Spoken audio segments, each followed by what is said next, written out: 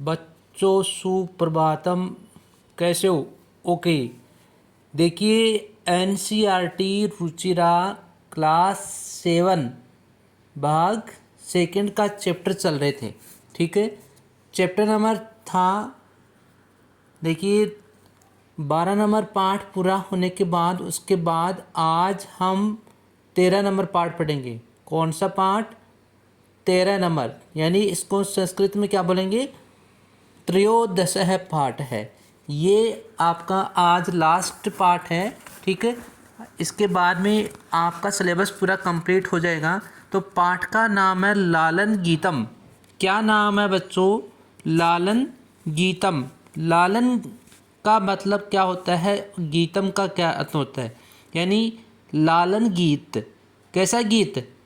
प्यार भरा, प्यार भरा गीत। यानी ये जो गीत है ये वो कैसा है? प्यार भरा है। ठीक है, तो इसका अर्थ क्या हुआ? प्यार भरा गीत।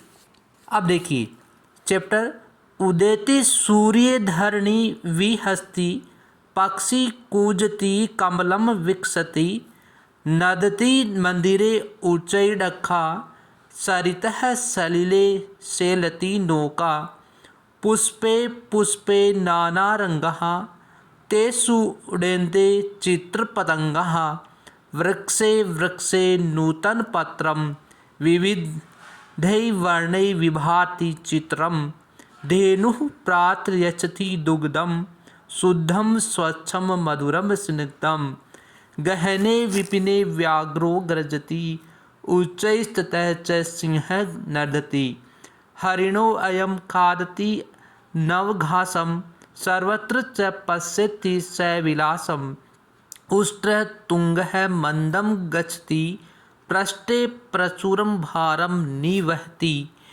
घोटकराजः क्षिप्रं धावति, धावन् समये किमपि न खादति, पश्यत् भल्लुकम् इमं करालं, नृत्यति तथै कुरु करतालम। तो देखिए ये जो गीत है वो किसके द्वारा लिखा गया है? यानी इसका जो कवि है वो कौन है? संपादन कौन है? संपादन नंद मिश्र है।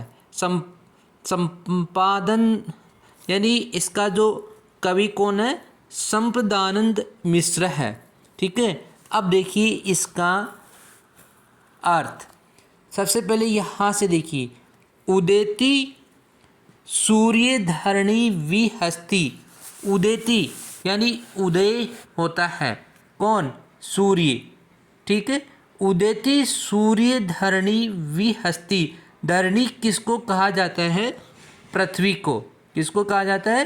पृथ्वी को कहा जाता है। तो धरणी किसको कहा जाता है? पृथ्वी। तो देखिए इस लाइन का अर्थ क्या होगा? उदेते सूर्य धरणी विहस्ति, वी प्लस हस्ति, वी इसमें क्या है? उपसर्ग। वी क्या जुड़ा हुआ है? इसमें उपसर्ग जुड़ा हुआ है, हस्त धातु। पक्षी कूजति कमलम विकसति, नदति मंदिरे उच्चैडखा, सरितः सलिले सेलति नौका। तो यहाँ तक इसका अर्थ अपन देखेंगे। तो देखिए सबसे पहले उदिते सूर्य धरणी विहस्ति, यानी सूर्य उदय होने पर, है ना?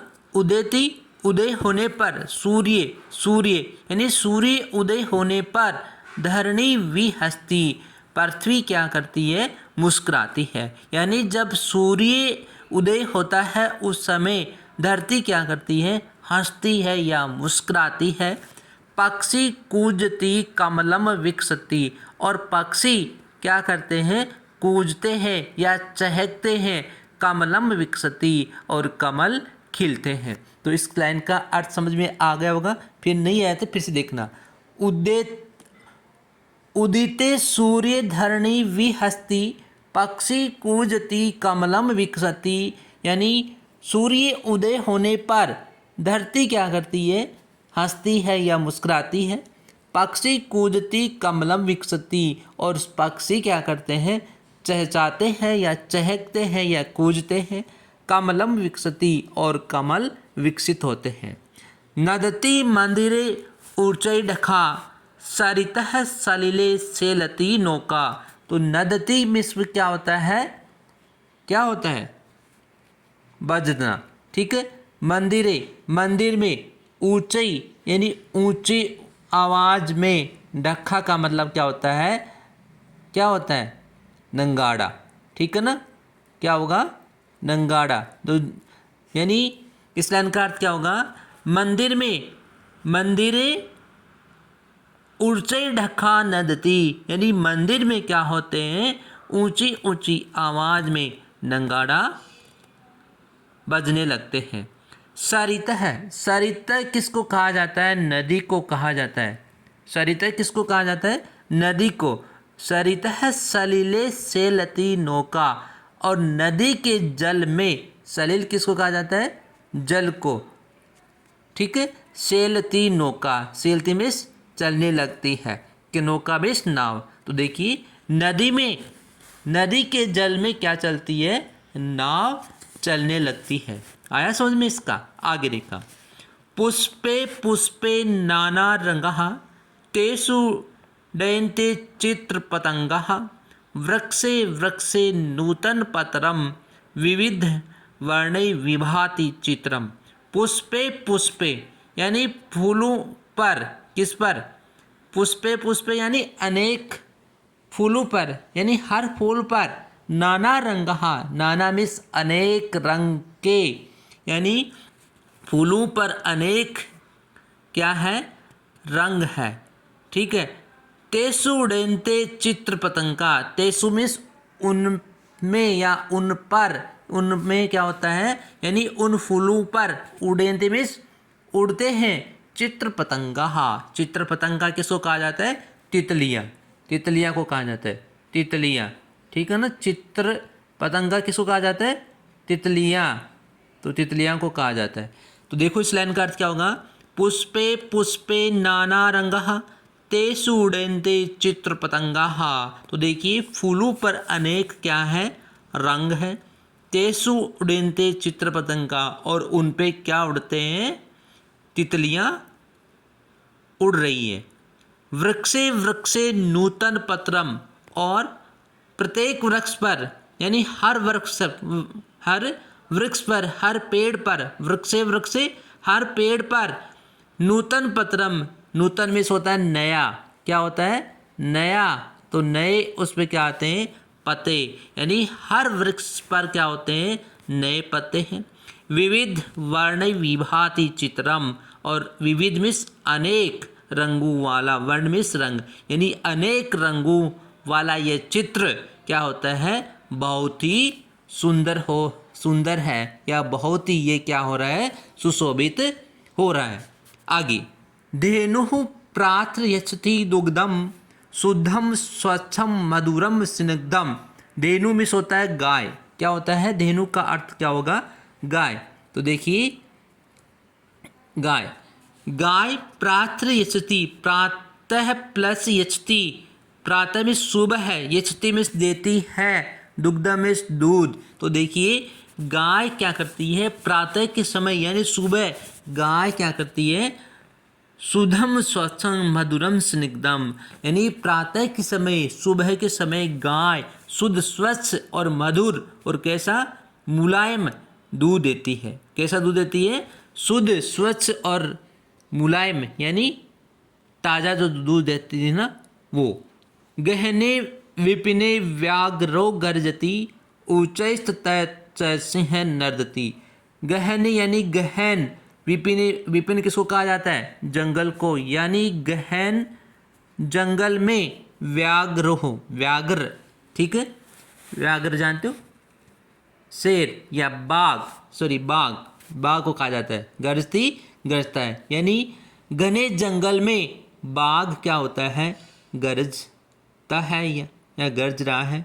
ऊंचाई सतह सिंह नदरती, और ऊंची आवाज में, और ऊंची आवाज में वहाँ पे क्या होता है, शेर जोर से क्या करता है, सिंह नर्दती, यानी शेर जोर से, नर्दती का अर्थ क्या होता है, दहाड़ना, यानी शेर जंगल में जोर से दहाड़ता है।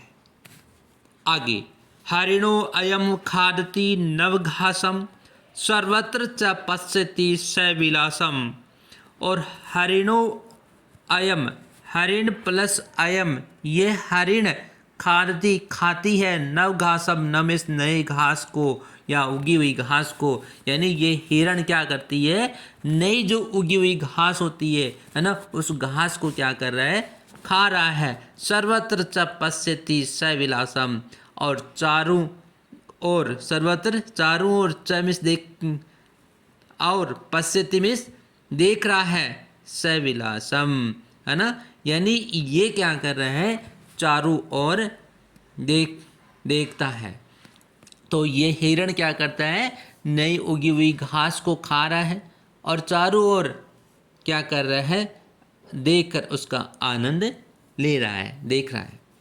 आगे, ओष्ट्रः तुंगः मंदम गच्छति पृष्ठे प्रचुरम भारम निवहति। ओष्ट्र में होता है ऊंट, ठीक है ना, क्या होता है, ऊंट, और तुंग में होता है घोड़ा होता है, ठीक है ना।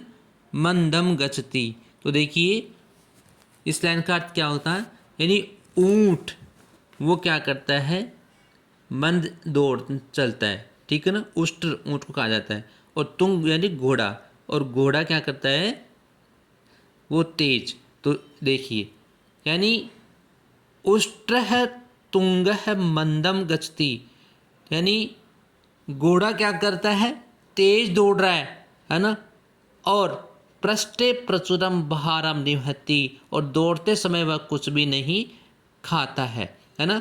मंदम गच्छति, यानी वो क्या करता है, सॉरी इस लाइन का देखो, ये नहीं,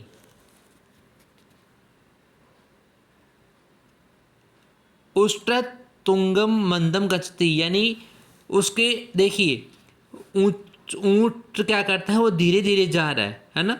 उष्ट्र तुंग, ऊंचा ऊंट वो धीरे धीरे जा रहा है, और अपनी पृष्ठे प्रचुरम भारम निवहति, और पृष्ठ किसको बोलते हैं, पीठ को, वह अपनी पीठ पर क्या करता है, बहुत अधिक बोझ ढोता है। निवहति मतलब होता है ढोना।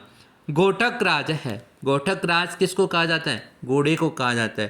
क्षिप्रम धावती, यानी घोड़ा तेज दौड़ रहा है। धावन समय किमपि न खादती, और दौड़ते समय वह कुछ भी नहीं खाता है। पश्यत भलुकम इमं करालम नृत्यति तथै कुरु करतालम। तो देखिए इस पश्यत भलुक मिमम करालम, करालम का मतलब होता है भयानक, यानी इस भयानक भालू को, पश्यत देखो, भालू किसको बोलते हैं, भालू को, नृत्यति थतथई कुरु करतालम, और ये क्या करता है, थतथई, यानी इस भालू को देखो, ये था थई करके क्या करता है, नाचता है, और तुम क्या करो, करतालम, करताल का मतलब होता है ताली बजाओ, ठीक है। तो ये आपका लालन गीत था, इसका हिंदी अनुवाद आपको समझ में आया होगा, ठीक है। अब देखिए इसका जो कवि है वो कौन है, संपदानंद मिश्र है, ठीक है ना। तो इस चैप्टर का आपको हिंदी अनुवाद कंप्लीट आपको करना है, ठीक है, और इस श्लोक में से 2 श्लोक आपको इस तरह से आपको याद भी करना है, ठीक है। और उसके बाद में आगे इसके कुछ अभ्यास क्वेश्चन है, उसके लिए अपन एक वीडियो और लेके आएंगे, ठीक है। तो एक बार और देखिए, और क्या है इसमें, इसके अलावा देखो इसके शब्दार्थ भी और देख लो, ठीक है ना, वो फिर क्वेश्चन आंसर अगले वाले वीडियो में हो जाएंगे। तो देख लो शब्दार्थ क्या है, उद्यति का अर्थ होता है उगने पर, और नदति का होता है आवाज़, ऊंचाई ऊंची आवाज़ में। ढक्का का मतलब होता है नंगाड़ा, और सेलती डगमगाती है। डयंती का मतलब होता है उड़ते हैं। चित्र पतंगा किसको कहा जाता है, तितलियों को। और वर्णई रंगों से विभाति का मतलब होता है सुशोभित होता है। स्निग्धम यानी मुलायम या चिकना। गहने विपिन किसको कहते हैं, जंगल में। नर्दती दहाड़ता है। तुंग है ऊंचा, और निवहती डोता है। क्षिप्रम जल्दी से। बलुक है बालू। करालम भयानक, और करताल का अर्थ क्या होता है, ताली। तो ये आपका चैप्टर था। यहाँ तक आपको कंप्लीट इसको अच्छी तरह से पढ़ना है, ठीक है, और ये शब्दार्थ अच्छी तरह से आपको याद करना है। Okay, thanks.